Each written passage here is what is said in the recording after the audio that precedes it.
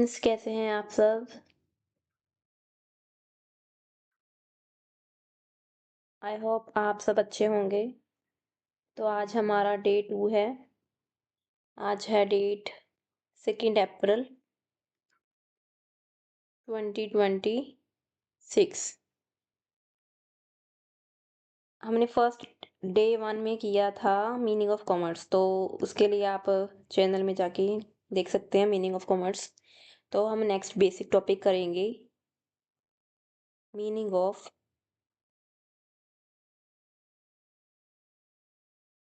Transaction, transactions and events. अब हमें transaction events का मीनिंग जानने की ज़रूरत क्यों पड़ी? मतलब आज हम ये टॉपिक क्यों कर रहे हैं बेसिकली?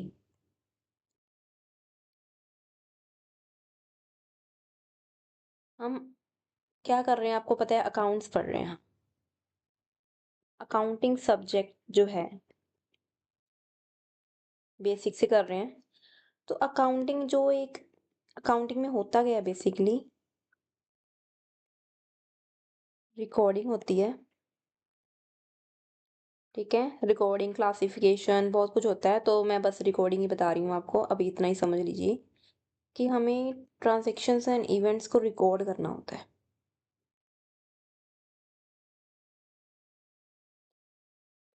तो अब पहले हमें पता होना चाहिए कि ट्रांज़ैक्शन इवेंट्स है क्या? मतलब तभी हम रिकॉर्ड कर पाएँगे। तो इसलिए हमारा जो आज का टॉपिक है कि ट्रांज़ैक्शन होती क्या है? व्हाट इज़ ट्रांज़ैक्शन या व्हाट आर ट्रांज़ैक्शंस?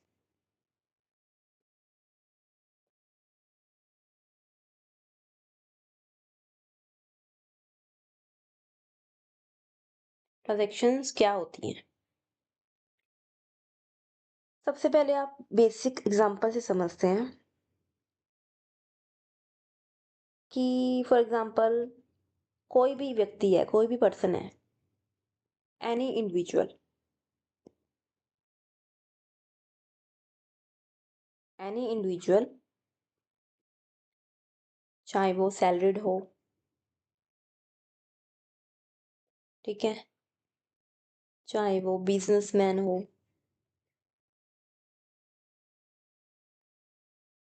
या और क्या होता है, या बंदा काम करता है अपना, या सैलरीड, या फिर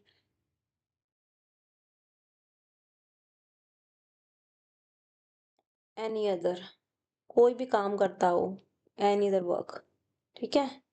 कॉन्ट्रैक्ट पे हो या जो भी हो, कॉन्ट्रैक्टर हो, व्हाटएवर, है ना? तो कोई भी इंडिविजुअल, कोई भी काम हो, जैसे कोई अगर सैलरी ले रहा है, ठीक है? वो सैलरी उसको, अगर हम सैलरी बंदे की एग्जांपल लें, अब आप सबके मम्मी पापा में बहुत लोग होंगे जो सैलरीड पर्सन होंगे, सैलरी लेते होंगे। तो उनको क्या होती है, उनको उनको सैलरी मिलती है, they receive salary and they spend, spend करते हैं,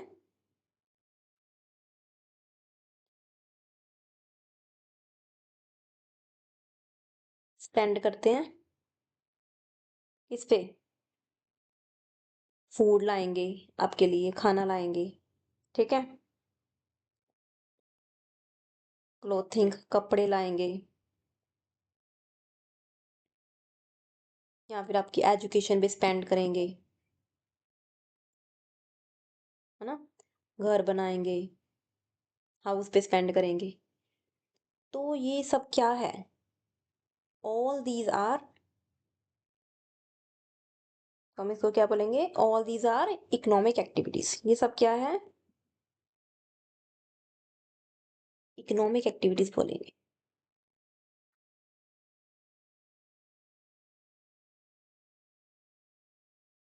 ओके, दोबारा बता देती हूँ। जैसे कोई एग्जांपल सैलरीड पर्सन की, कोई बंदा सैलरी लेता है तो उसको सैलरी मिलती है, रिसीव करता है वो सैलरी, ठीक है? और स्पेंड किस पे करता है? जैसे फूड, क्लोथिंग, कपड़े पे खरीदेगा, खर्च करेगा, एजुकेशन पे, अपना मकान बनाएगा, है ना?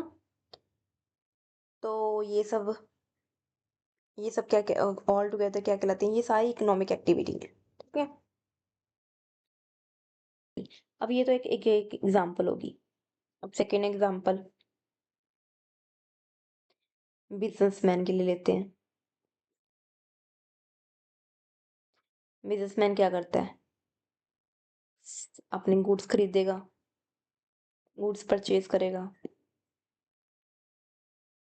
है ना? फिर उन्हीं गुड्स को सेल करेगा और उससे क्या मिलेगा? इसको प्रॉफिट मिलेगा। ठीक है। तो ये सब भी क्या होगा? ये सारा कुछ क्या है इसका? These are also economic activity.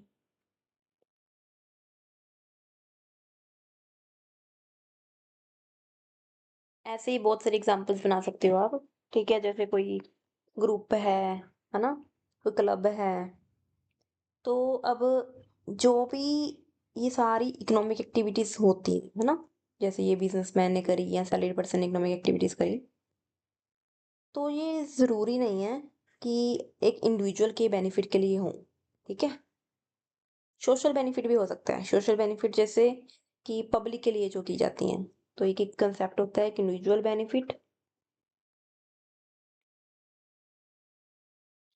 एक होता है कंसेप्ट सोशल बेनिफिट। तो नेम से ही पता चल रहा है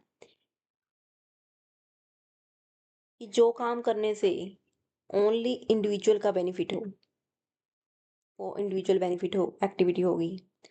और जिससे सोशल का हो, वो पब्लिक एट लार्ज का benefit for public at large, वो होता है सोशल बेनिफिट। ठीक है। अब ये सब जो हम एक्टिविटीज कर रहे हैं, सैलरीड बंदा कर रहा है या बिजनेसमैन कर रहा है या फिर कोई सोसाइटी कर रही है सोशल बेनिफिट के लिए, ठीक है, ये सारी की सारी एक्टिविटीज जो परफॉर्म की जाती हैं, वो कैसे के होती हैं परफॉर्म? यही एक्टिविटीज ही सारी अगर हम करें कि ये जो ऑल अबव इकोनॉमिक एक्टिविटीज हैं,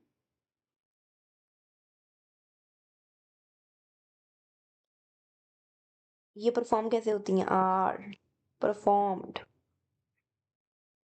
टू ट्रांजेक्शंस एंड इवेंट्स। अब इसका क्या मतलब हुआ?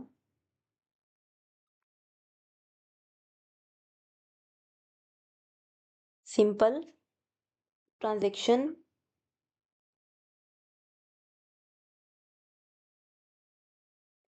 ट्रांजैक्शन को हम कह सकते हैं कि हम वो काम करते हैं। ठीक है। ट्रांजैक्शन अपने आप नहीं होती। ट्रांजैक्शन एक परफॉर्मेंस है, एक एक्ट है। हम कह सकते हैं कि हम करते हैं एन एक्ट। ठीक है। परफॉर्मेंस बोल सकते हो। हम एक्ट को परफॉर्म करते हैं, परफॉर्मेंस ऑफ एन एक्ट। ठीक है। बिजनेस, बिजनेस में जो मतलब हम काम करना, परफॉर्म करना, तो वो ट्रांजैक्शन होगी। बिजनेस को या एग्रीमेंट को परफॉर्म करना, वो ट्रांजैक्शन होगी। और इवेंट क्या हुआ? इवेंट अपने आप होता है। It's a happening, it's a happening.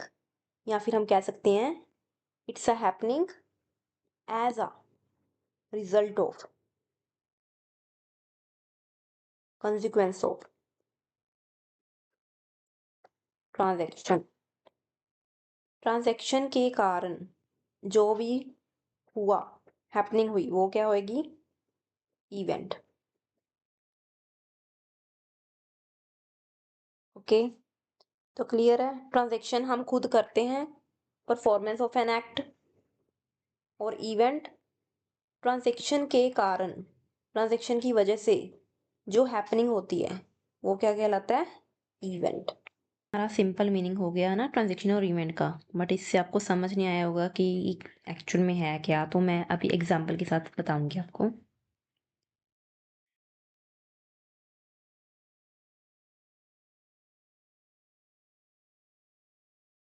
जैसे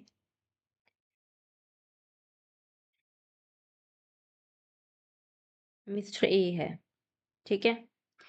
उसने क्या किया? उसने 2 लाख रुपीज़ इन्वेस्ट किया इंटू अ बिज़नेस। तो उसने बिज़नेस में पैसा लगाया, तो आप साथ-साथ में बताते जाएँगे, ये क्या हुई? उसने किया performance of an act, it's a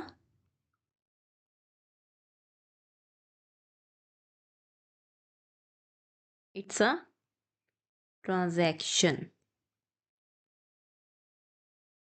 ठीक है? अब सेकंड एक्टिविटी उसने की करी मिस्टर ए ने,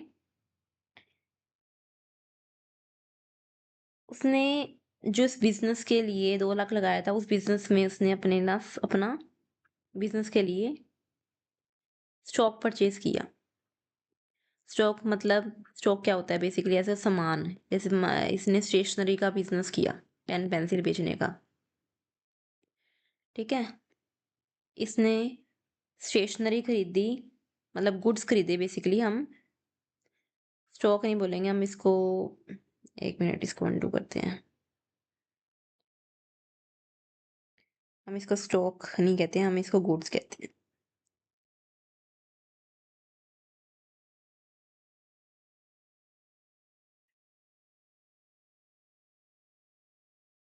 स्टॉक बचा हुआ होता है क्योंकि, ठीक है? सॉरी। बिज़नेस के लिए इसने गुड्स खरीदी। इसकी गुड्स क्या थी? स्टेशनरी थी। इसने खरीदी स्टेशनरी का सामान 1 लाख रुपए का, ठीक है? अब ये भी परचेज़ ऑफ गुड्स हो गई हैं। तो ये भी क्या है? It's also transaction. ये भी क्या है? ट्रांज़ैक्शन है।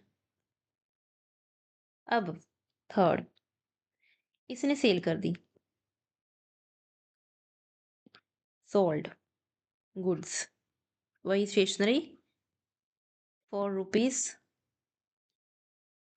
स्टेशनरी लगा लो, इसने बेच दी, जो सामान खरीदा था 1,20,000, ठीक है? सारा नहीं बेचा, इसमें से कुछ बेच दिया 1,20,000 का। तो ये भी क्या हुई? It's also an transaction. ये भी ट्रांज़ैक्शन है। अब इसका लेट्स से जो इसने सामान बेचा, इसकी कॉस्ट इसको 80,000 की थी, ठीक है? 80,000 का इसने इसमें बेच दिया। तो इसके पास स्टॉक बचा, अब कितना बचेगा स्टॉक? 1 लाख का खरीदा था, 80,000 का बेच दिया, है ना? 80,000 का बेच दिया,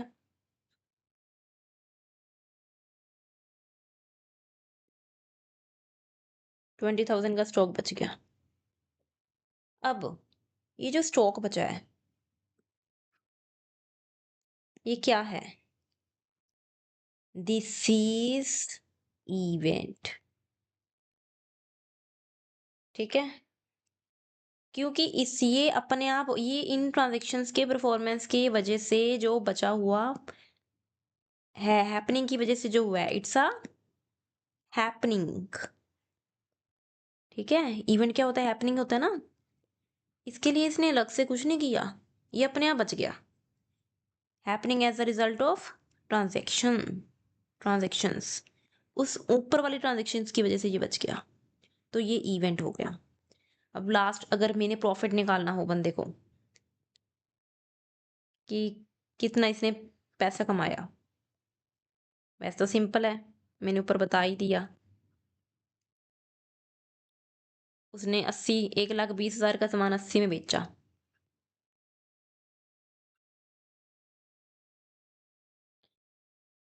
ठीक है? तो 40,000 तो हम कह सकते हैं सीधा सीधा प्रॉफिट हुआ, बट खर्चे भी हुए होंगे।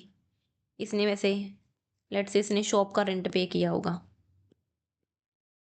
10,000 इसने रेंट पे किया होगा, तो ये भी एक ट्रांजैक्शन है।